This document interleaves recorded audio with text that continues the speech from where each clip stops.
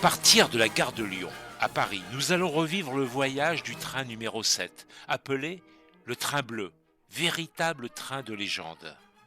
Le train bleu fait sa majestueuse apparition dans la vie parisienne. Des Américains et des Européens riches et aisés désirent passer l'hiver sur la Belle Bleue, loin des affres de Paris et des mondanités parisiennes, vers la Côte d'Azur, une formule magique.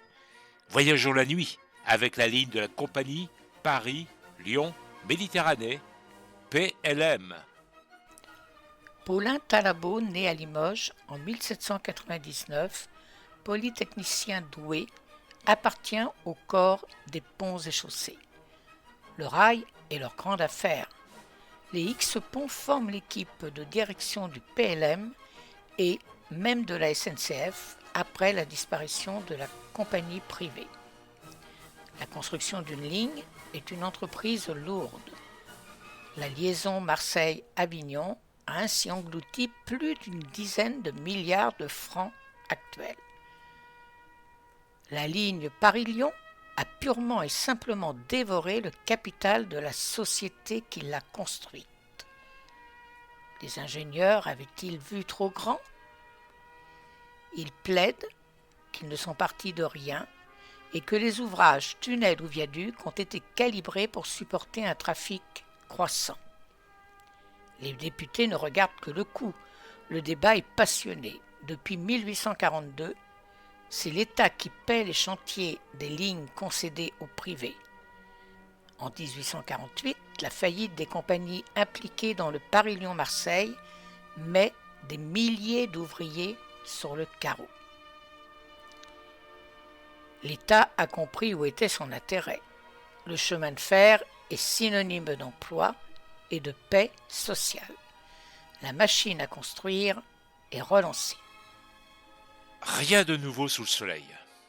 Après le coup d'État de Louis-Napoléon Bonaparte en 1851, Paulin Talabot obtient la concession du tronçon entre Lyon et Avignon, à des conditions financières impériales. En 1852, Lyon, Avignon et Marseille-Avignon sont réunis. Les Rothschild, mandataires de Talabot et également propriétaires du très beau réseau du Nord, se frottent les mains.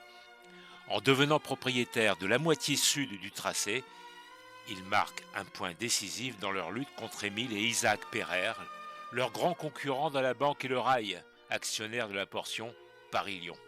Leur victoire est complète en 1857, quand ils s'emparent avec Paulin Talabot de l'ensemble de la ligne PLM, désormais baptisée ligne impériale. Entre le nord et le sud, la révolution est en marche.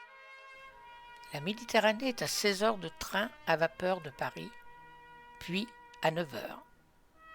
Paris a moins d'un jour de la Méditerranée alors que les bateliers mettent un mois plein pour remonter le Rhône sur 300 km en partant de Beaucaire.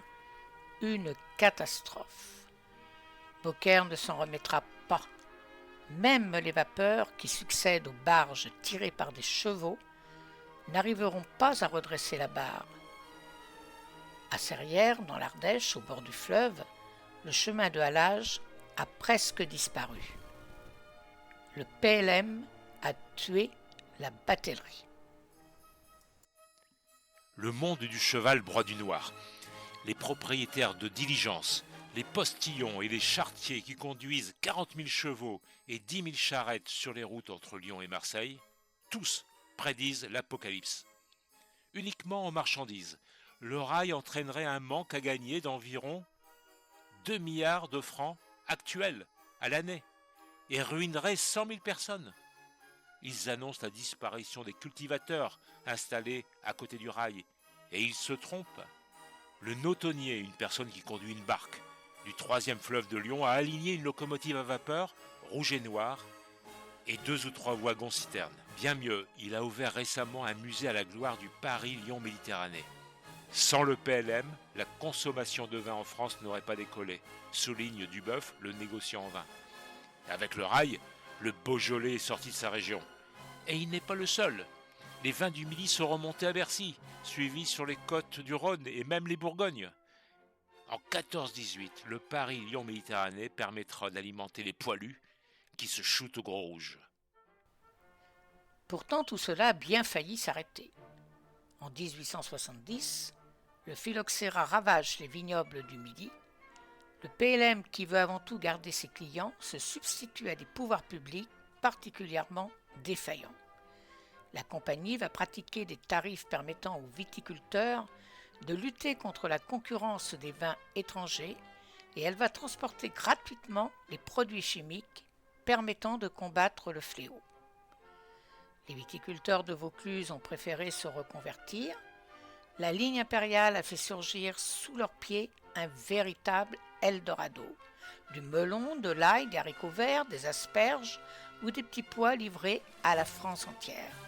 En pleine saison, Carpentras expédiait 20 wagons de fraises par jour. Les gens et le chemin de fer ont vraiment bien gagné leur vie jusque dans les années 50. Après, les charretiers transformés en routiers ont pris leur revanche. D'autres régions françaises se sont mises aux primeurs.